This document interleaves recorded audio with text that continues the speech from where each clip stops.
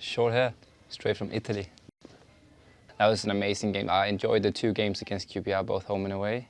Of course, we won them, but also the atmosphere, the intensity. That was like really getting familiar with the English way of playing football.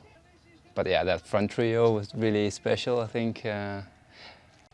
What was quite amazing, I think, in that summer was that we bought, me, Matthias, Pontus, Brian, David, Ethan.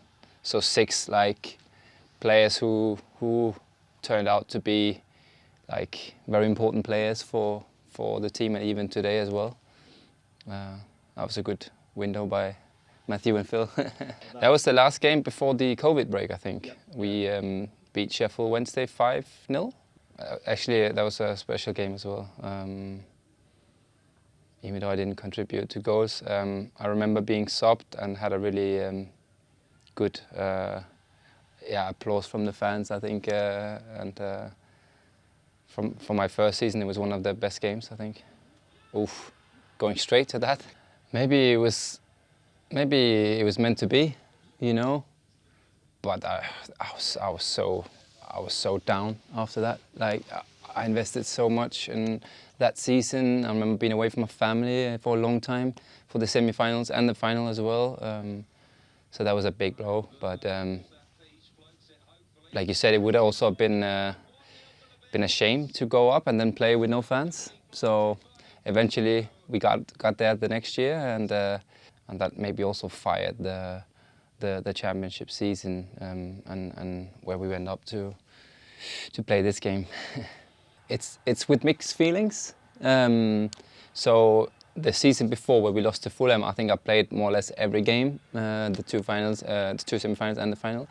This one was a tricky season. I was out with a bad ankle injury half of the season, and played the first semi-final, and then I got injured in training, actually practicing penalties. So, which meant I was not ready to play this final. So it was just, I don't know. It was tough for me not to be able to help out the team on the pitch. And also when I look back at it, I probably don't feel the same euphoria as some of the players who played that game. But as you could tell, I'm still pretty happy here. And And that's what you have to think sometimes, because this would not be possible if the team had not delivered the performance they did against Swansea. So even though I felt I missed out on something, I wouldn't have been able to do this, even be here today, I think, if it wasn't for the team. Yeah, this was also, you look back over a career, this was one of the highlights. If you were to pick maybe 5 or 10 moments of your career, I think that one was up there. We were 1-0 down straight after halftime. Rudiger made a wonder goal, but then to beat Chelsea away 4-1 was like a freak result somehow. I'm really proud of that first season, because you see how many teams go up and they just don't really know how they should play, and they often just go straight down again. I don't think we had any Premier League experience in the first half of the season. I know Eriksen came in later on. So actually, when I look back at some of the season, this is probably the one that I'm most proud of. Yeah, this is what it means, I remember he said. And such a passionate guy, and it just meant the world for him, how we were performing. Sometimes it meant too much to him, but really fantastic for him to have that moment. This was the season after. I remember there was a heat wave. It was so warm that day. Yeah, being 4-0 up in halftime, we came in the changing room, everyone, and we were like, what the F is going on here? Like, we were almost just laughing a little bit, but we had to be composed, of course, and go out and deliver. It's almost the same in the second half, but just like being 4-0 up against United in halftime felt like surreal. Yeah, this is also an iconic moment for Brentford, beating at the time the best club in the world, the best team in the world. Also for me a tough period, trying to get back from an Achilles injury, and we were going straight to the World Cup after this game. But yeah, special. This is the top 5 game for me, performance-wise. being involved in that goal, but also leading the team in as captain. Pontus was our captain at the time, but he was injured.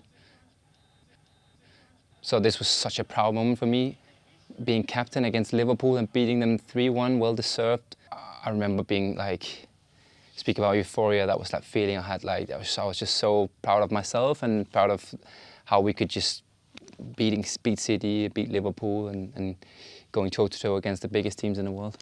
It was like a transition period for me, so as much as we missed Pontus, for me it was quite nice actually to get used to wearing the armband and being the captain in the games. And I think Pontus took it really well in terms of being positive and encouraging, because no matter how you want to twist and turn it, it was hard for him not to be involved in those period of, was it 13 or 14 games where we went unbeaten. But he did very well in that period. I still think, being announced the club captain, even though maybe I might have seen it coming because I was next in line and knew that Pontus was leaving. It's a very big honor, and sometimes I wouldn't say take it for granted, but I underplay it a little bit, which you have to be able to focus and perform. But maybe one day when I'm finished, I'll look back and say, Jesus Christ, Chris, you were captain for a Premier League club. How did that happen? Not too many years ago, I was playing in the Danish Super League, doing fairly well, but it's hard for me to even explain how it then ended up being this. But I'm very, very grateful for it. I think we had 19 points after 14 games, which was very good. We were in the middle of everything, and then we just had this period where we just could not win, and we've had those sort of periods in the Premier League in every season. Once again, I had a bad back injury. I broke a bone in the transfers process in my left side of the back, and we're out for some quite crucial games. But again, the team just stuck together and played even better in my absence, which says a lot about the culture in the club. We did have a lot of injuries, and we were playing so many players out of positions. I think our formation of defenders changed a record amount of times over that season. Even though we were close to being around the relegation zone, in the end we still were quite far off. I think we were clear by 4 or 5 games to go, so it didn't really went down to the wire. It was important to sort of bring a statement of showing that, listen, we might have been in the mix for periods of the season, but we are a Premier League side, and we, with all respect, we see there's a difference between us and the teams going down. So this was a statement, definitely that season. There's so many different leader types, and for me, what I've said from the beginning is I should not try and be someone else, try and replicate other ways of doing it. I always say that there's a reason why I've been chosen by either the gaffer or some of the other players or some of the other coaches, and I should stick to that reason. I should stick to those principles that I lead by, and I think the more authentic you can be, the better. And for me, at least, it's not being authentic if I shout too much or if I show too much body language. Sometimes more of it is just analyzing, and then I can always produce the right saying and in the right moment. Yeah, we just kept on winning at home, and we kept on scoring goals. I saw a crazy stat today that since we've been promoted to the Premier League, we've scored more goals than Man United in 4 seasons. I think that's an impressive stat, and that shows that we are not just here to play a 5-3-2 defensively. We also want to entertain and create enjoyable moments for our fans. It comes down from Mark Fleckenau, who's the best keeper I've seen with his feet. We have defenders now that are very brave on the ball, and our phase one of doing stuff has changed a lot.